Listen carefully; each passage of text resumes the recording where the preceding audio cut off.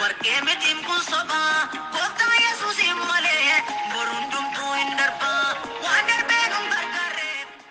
Hin sodaatin ansi waliin jira naan jedhee galmicha keessaa na baasee na geegessee gara teessoo ulfina isaatti ol deebi.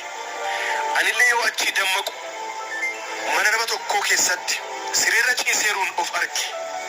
Abbaan warraatiif haati warraa manichaallee haga mana rifatanii yookaan fiiganii bahanutti sagalee guddaan iyye. Isaanis xiqqoo turanii haala kiyya mirkaneeffataniin booda gara manaatti ol deebi'an. Maaf asitti argame jedhee isaan gaafadhe.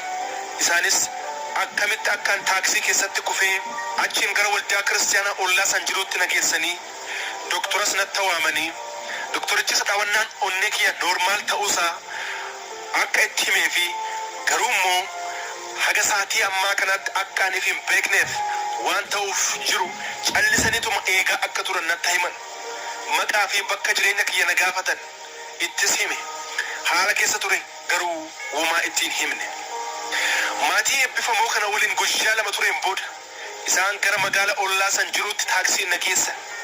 Anis gara Ontoobiyaatti konkolaataa yaabbadhee deemsa jalqabe. Wanni gooftaan karaa irratti akka nu qunnaman natti hime hundumtuu dabareedhaan raawwataman. Garuu immoo akkuma naaf kakatee abdii naaf gale san gooftaan na waliin ture waan ta'eef waan tokkoyyuu hin taane. Baraaf kiyyoo seexanni naaf qopheesse hundumaarraa inni nagayaan na qaxxaamurse. Achi immoo taaksii biraa qabadhee gara magaalaa Leegoositti deeme. Halkanuma sana akkaan magaalaa Leegoos dhiisee deemu gooftaan waan natti dubbateef anis akkasuma godhe. Garuu an nama cubbicha yakkaaf balleessaa baay'ee nama qabu akkamitti gooftaan na jaalate akkamitti na fayyifate jedhee of gaafachuu jalqabnaan deebiin akkas jedhu naaf kenname. Innis waaqi inni jaalala kan jedhu ture. Dhuguma waaqi gooftaan inni jaalala.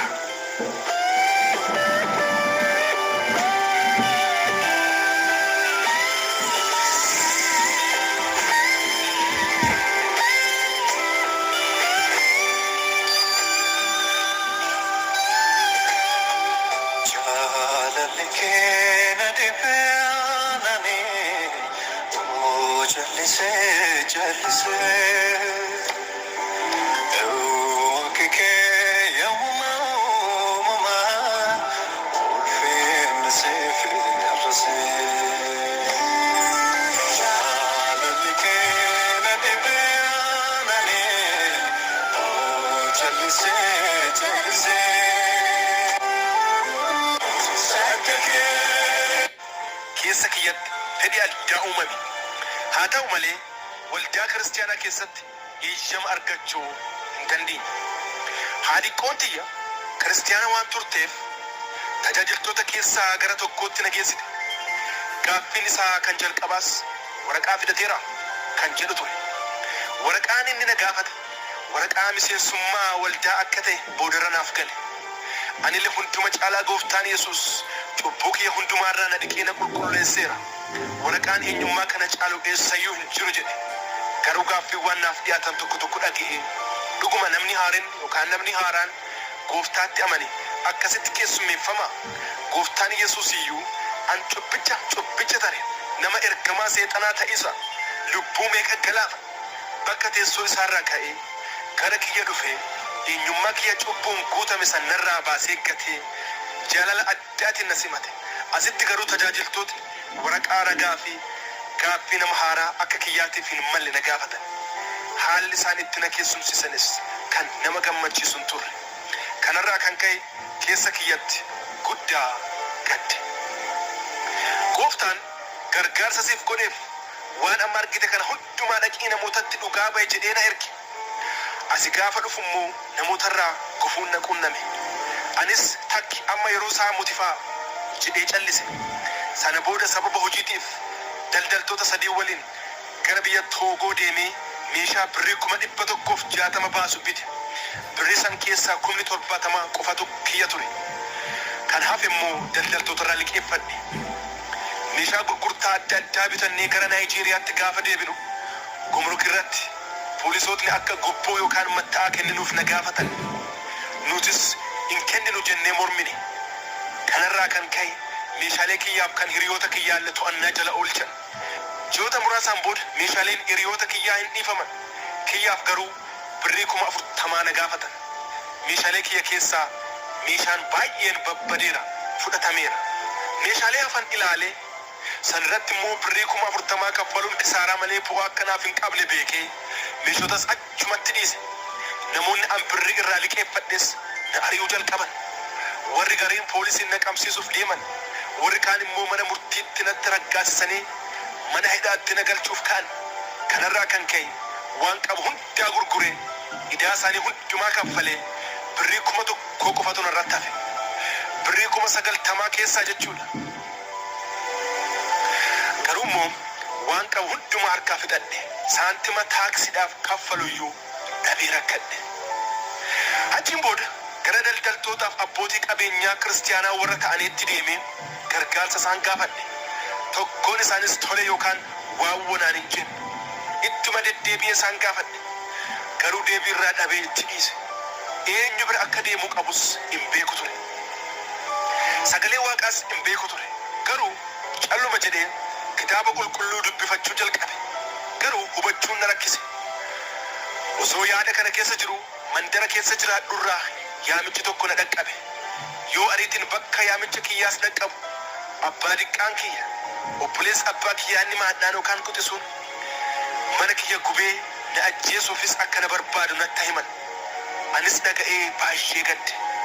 Dur yeroo an miseensa ergamoota seexanaa ture na sodaata tureeyyu. Amma garuu akka an jirjirame dhaga'ee ganaa osoo an mana kiyyatti hin galin mana kiyya gubee na eege. Anis gooftaan akkas jedhe, kan na fayyisteef akka an akkas rakkadhuufi diinottaan kiyya akkas akka natti taphatanuufi jedhee kadhadhe. Hin booye, ni naare, gara eenyummaa kiyya duriitti deebi'ee isatti agarsiisuu barbaade. Abbaa diqqaa kiyyatti jechuudha. Garuu immoo waan lamaan yaadee keessi kiyya guddaa sodaate.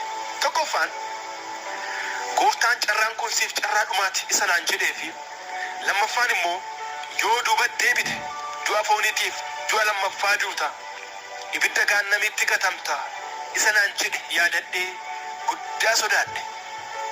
Yoo gooftaatti obsadhee jiraadhe immoo abbaa diqqaan kiyya kun na ajjeesuun isaa hin hafu.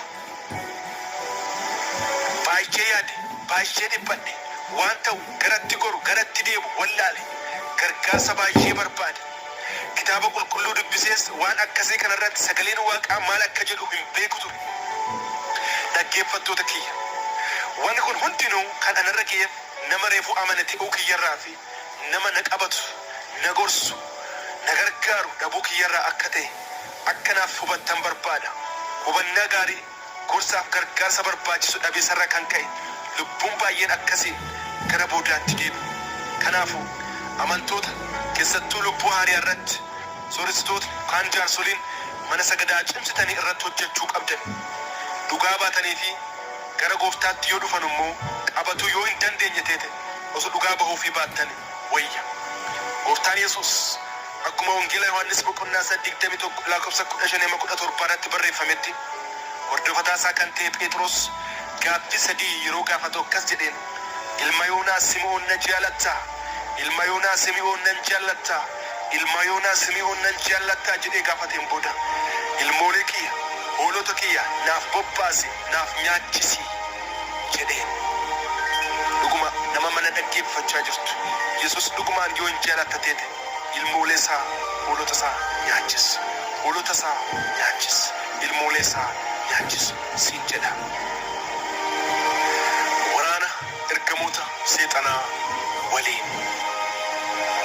Yeroo kana ergamootni mootittii dukkanaa yookaan xarafuu negist rakkisuu jalqaban. Harka isaaniitti guddaa rakkadhe. Anaa jirjiramee gara gooftaa dhufee ji'a tokko ta'eeruun namootni na waliin jiran rafaniiranuun ergamootni kunniin halkan keessaa sa'aatii 8tti dhufanii hirribaa na kaasan. Achiin akkaan manaa bahu na ajajane. Anis tole jedheenii manaa bahe. Wanni kun hunduu oojjuu yookaan abjuu natti fakkaatullee garuu dhugumaan ta'e. Manaa na baasaniin duuba gara bakka awwaalchaa tokkootti na geessanii yoo talinuun jettee gara keenya hin deebiin si jeesna yookaan si hiyyoomsina naan jedhanii na geessan. anis gara manaatti deebi'uu jalqabe. Garuu akkamitti akka gara bakka awwaalaatti dhufe gaaffii naaf ta'e, gaaffii natti ta'e. Yoo an deemee mana galu haadhiqqoon kiyya eessaa akka dhufu na gaafatte, an garuu deebii homaa osoo hin kenniniif galee rafe. Ergamootni seexanaas halkan dhufuu dhiisanii guyyaa dhufuu jalqaban. Guyyaa daandii yookaan karaa ani irra deemurra dhufanii na lolan. Yoo isaanin wal lolu namni argu akka waan an nama qilleensaan yookaan gaaddidduun wal lolu yookaan nama waan wayitiin ari'amaa deemutti yookaan akka nama sammuu dhabeefaatti na laalu turan. Ergamoonni kunniin ana qofatti mul'atu turan. Yeroo afuriif akkas wal lolleen booda bakka isaanii mootittiin dukkanaa yookaan xarafaa nigisti bakka qabatte. Guyyaa jalqabaa konkolaataan dhuftee mana an jiru bira dhaabde. Akkuma beekamu baay'ee bareeddi. Namoonni isii waliin na argan akka hiriyaa kiyyaatti fudhatan. Yoo isiin dhuftus takkattumaan argee akka isii teete beeke. Kan dhuftes guyyaa walakkaa sa'aatii 6 yeroo namni hin jirretti ture. Akkas naan jette. Gara waldaa kiristaanaatti deemuu dandeessa. Waaqessuus dandeessa. Garuu kun kan ta'u yoo ati waa'ee eenyummaa kiyyaa waan tokkoyyuu dubbatu dhabde qofadha. Waan si barbaachisu waan fedhe siif kenna. Naan jette. Anillee sagalee dubbii waaqaa guddaa waan hin beekneef homaa jechuu hin dandeenye ture. Waan isiin naan jettu calliseetuma laalaa ture. Gara isaanii akka deebi'uuf na sossobde. Garuu an toles waawwus hin jenne hin callise. Kana booda gara konkolaataa isiitti seentee deemte. Yeroo lamaaniif haadhiqqoon yookaan haati warraa obboleessa abbaa kiyyaa si keessumsisteen booda eenyummaa ishii na gaafatte. Anillee eenyummaa ishii itti himne hin callise. Guyyaa dhumaatiif yoo gara kiyya dhuftu bifa addaatiin of eeggannoo cimaan akka gara isaanii deebi'u naa akeekkachiiste. Itti dabaltees kun carraa dhumaa akkanaaf ta'e. San ta'uu baannaan ji'a muraasaan booda dhuftee akkana jeestu yookaan akka bifa kiyya gara balleessitu yookaan akka na hiyyoomsitu natti himtee na biraa deemte. Anilleen sodaadhe. Achiin gara waldaa kiristaanaa obboleessa tokko bira deemee waan kiyya hundaa itti hime. Innis gara waldaa gargaarsa naaf godhutti adreesii isaanii naaf kennee yookaan bakka isaan jiran natti himee gara isaaniitti na qajeelche. Anis garas deemee haala mijeessituu dhaabbatichaa dhaggee isii dubbise. Isiinis tajaajila dhaabbatichi kennu natti himte. Achiin gara sagantaa waldaa kiristaanaa tokkootti deemee garee kadhataa tokkotti makamee kadhannaa jalqabe. Guyyaa kadhannaa sanirraa jalqabee keessi kiyya na foorfate, boqonnaa argate.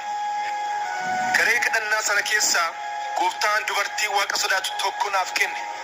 Anis akka haadha kiyyaatti godhee isaan fudhadhe. Isaanis kitaaba qulqulluu na barsiisuu, na gorsuu jalqaban. Obboleeyyaaniif obboleettotni garee kadhataa hundumtuu jaalalaan na simatan. Jaalala dhugaas achitti arge. Kun immoo baay'ee na gammachiise. Hafuurri qulqulluunis akka ani kitaaba qulqulluu sagalee dubbii waaqaa hubadhuuf guddisee na barsiisuu jalqabe. Anis amantiin guddachuu jalqabe. Jireenya kiristaanummaas itti gammaduu jalqabe.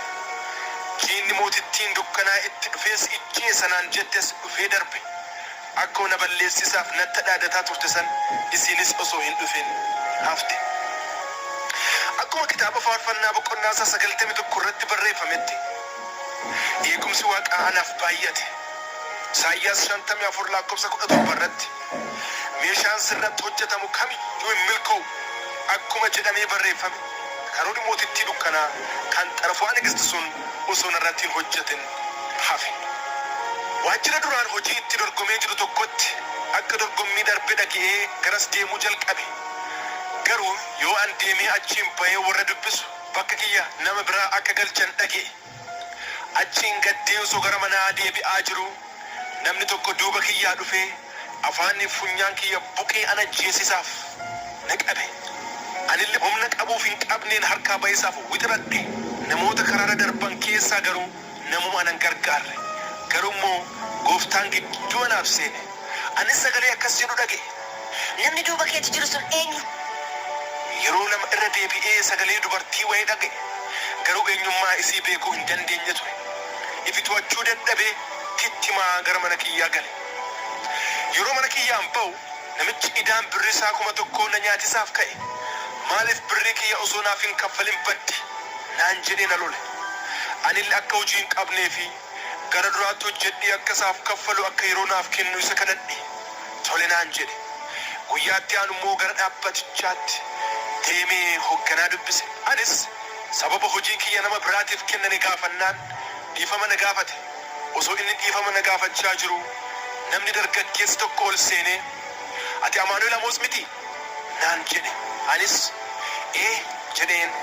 Innis kunoo dhumarratti si arganne, yeroo baay'ee sitti deddeebinee si loluuf gara ati jirtu dhufnee, garuu yoo dhufnu immoo ati haadha keeti hafuuraa waliin jirta, isiin gufuu nutti taatee turte. Amma kunoo as Leegositti si arganne, kana booda deebitee gara magaalaa dhaloota keetiitti hin deemtu, si jeesisaaf ergamni natti kennameera naan jedhe. Anis waan tokko na godhuu hin dandeettu, anarratti aangoo hin qabdu jedheen. Hoogganaan waajjirichaas wal dhabbii keenya kana dhaga'ee waan ta'aa jiru kanaan guddaa rifate. Anis dhiifama isa gaafadheen booda deebi'ee gara mana kiyyaa deeme. Akkumaan mana kiyya galeen daqiiqaa muraasaan duuba balballi kiyya dhodhoomee yookaan rukutamee baname. Liinaan dhuftee seente. Isiinis akka an gara hojii kiyya duraatti deebi'u na gaafatte. Karaa baay'een na amansiisuu yaalte. Hojii ati duraan nuuf hojjetaa turte san namni bakka bu'u haga ammaatti hin argamne. Adaraa gara bakka kee duraatti deebi naan jette. Itti gaafatamaa ergamoota dukkanaa ta'isaan, afaan adda addaa dubbatiisaan, gara bineensotaaf qaamota adda addaatiif jirjirisaan leenjii baay'ee fudhadhee ture waan ta'eef aangoo kiyya irratti aangoon biraas naaf kennamuuf kaadhimamee ture. Kun hundi kan ta'eef akka ergama naaf kennameetti namoota baay'ee karaa waaqarraa deebisiisaan, mana sagadaa akka isaan hin deemne sababa adda addaatiin sammuu isaanii amansiisee hamburiisaan, dargaggoota baay'ee waan biyya lafaa adda addaa kan akka fiilmii fi diraamaa biyya lafaa adda addaa, kubbaa miilaatiif taphoota adda addaa akka isaan baay'isanii agaa oli jaallatan godhiisaan, keessa isaaniititti waaqaaf akka isaan bakka hin qabaanne godhiisaan, akkaataa kanaan namoota baay'ee mana waaqaatii baasee ijjeesee fooniif dhiiga isaanis seexanaaf cincaa yookaan maswaayitii godhee dhiyeessaa tureera waan ta'eef. Itti aansitees Liinaan osoo isii waliin deeme aangoon addaa dachaan naaf qophaa'ee akka na eegataa jiru natti himte. Meeshaalee gumrukiitti na duraa qabatamanii fi waa'ee mana kiyya gubatee na sodaachisanii akka an gara isaanii deebi'uuf hojii isaan hojjetan akka ta'es naaf gale. Itti fuftees amma na diddee jennaan waraana sitti jabeessina. Haadha keeti hafuura taate kan si gorsituuf kan si barsiistu san irrattis akkasuma jabeessina. Maaliif jennaan ishee argannee jennaan si arganne jechuudha naan jette. Kana boodas waa'ee gooftaa Yesuus dhugaa itti ba'uu jalqabe. Isinis kaatee dhaabatte. Si gowwoomsaa jiru naan jetteen booda na dhiistee deemte. Akkuma isiin baateen daqiiqaa 15 hin caalle keessatti namootni 4 dhufanii balbala bananii ol natti seenanii akka an gad ba'uuf mallattoo harkaan natti agarsiisanii anillee gad ba'e. Akkuma meetira naannoo 100 deemneen isaan keessaa tokko akkas jedhee na gaafate. Nun beektaa naan jedhe. Anis lakkii isin hin beeku jedheen. Isaanis nuti kan dhufneef namicha abbaa qabeenyaa kan ta'e kan idaansaa sirra jiruun bitamnee ergamnee si jeesisaaf dhufne naan jedha. Osoo inni kana dubbataa jiru isaan keessaa tokko shugguxii yoo baafatu inni tokko immoo cuubee baafate. Anis harka isaaniitii bahuu hin danda'u jedhee callisee dhaabadhe. Garuu immoo yaadaaf sammuu namaatiin oli gargaarsi isaa kan ta'e Waaqi hojii dinqiitiif baasaa nu gidduutti hojjete. Namichi shugguxii natti baafatee natti tokkosuuf gaafa jedhu duraa kashafe tokkofamuuf dide dhukaasuu hin dandeenye. Namichi cuubee sunis na waraanuuf gaafa harka natti kaasu humna dhabee cuubichis na keessa seenuu hin dandeenye. Isaanis kan arganii akkuma kiyya sodaa keessa seenan. Anis yoosuma waa'ee gooftaa Yesuus isaan himuu dhugaa ba'uu jalqabe. Isaan keessaa jarri 3 yoosuma baqatanii badan. Inni 4ffaan garuu jilbeenfatee akka isaaf kadhadhu na gaafate. Anis waan jedhee kadhadhu sirriitti hin beeku ture. Akkasis jechuu jalqabe. Gooftaa kiyyaa nama kanaaf araarameef cubbuu isaas dhiiseef isa yaadadhu. Ameen qofaa jedhee kadhadhe. Innis gooftaatti amane. Anis baay'ee gammadee gara waldaa kiristaanaa naannoo san jirtuutti isa geessee tajaajilaa wangeelaatti seenaa isaa hundumaa itti himeen duuba isatti kennee biraa bahe. Yoo an gara mana kiyyaa seenuuf jedhu abbaan qabeenyaa kan birriin irraa qabu ture sun akkas jedhee na kadhachuu jalqabe. Maganne abboo adaraa dhiifama naaf godhi. waan beekaa birrii kiyyan dhokkattee biyyaa badaartu natti fakkaate kana hundumaa godhe abbaa naaf dhiisi jennaan lakkii ka'ee dhaabadhu uumaa rakkoon hin jiru jedheeni birrii isaas suutuma suutaan jaluma jalaan akka isaaf kaffaluuf walii galle. Halkanuma san gooftaan hirriibaa na dammaqse. Anis ka'ee gara badhinnaatti yookaan gara saalooniitti gaafa ba'u qocaan tokko gara kiyya dhuftuun dhagge. Anis humna hafuura qulqulluutiin guutamee akkas jedheetti dubbadhe. Qocaa kana manni jireenya keetii diida bosona keessa yookaan bishaan keessa mana kiyya keessa seenuu mana kiyya keessa sanuu mana balballi foddaan isaa cufame kanatti akkamiin seente asi jiraachuuf mirgan qabdu gaafaan jedhu qocaa san eessa buutee isiillee boolla isiin seentellee deebi'ee hin argine. Gara kutaa ciisichaattis ol deebi'ee rafe. Ammas lammaffaa deebi'ee hirriba keessa osoo jiru sagalee tokko dhaga'ee rifadhee ka'e. Gaafa an ka'ee gara badhinnaatti gad ba'u rumicha yookaan harraaqessa foon waan du'e faa nyaatu arge. Anis akkuma duraan qocaan jedhe san isaanis yoo jedhu innis lafa sanii yoosumaa bade. An kana hundaa keessatti jaalalaaf arjummaa akkasumas eegumsa waaqaa arge. Humnaaf aangoonaaf kennames hubadhe. Guyyaatti aanutti immoo konkolaataa bareedaa tokko qabadhee gara magaalaa dur keessatti hojjetaa turetti deemuu jalqabe. Osoo deemaa jirru konkolaatichi tasumaa karaarraa goree muka guddaa tokko bu'e. Konkolaatichi miidhame garuu nu keessaa namni tokkollee hin miidhamne. Konkolaachisaanis akkuma ta'ee konkolaaticha karaatti deebisee adeemsa keenya itti fufne. Garuu immoo konkolaatichi haala nama sodaachisuun mirgaaf bitaatti daakuu tittimuu jalqabe. Waan liinaan natti dhaadataa turte san qaabadhee tasuma lafaa ka'ee dhaabadhee warra konkolaataa keessa jiran sanaaf dhugaa ba'u waa'ee Kiristoos itti himuu jalqabe.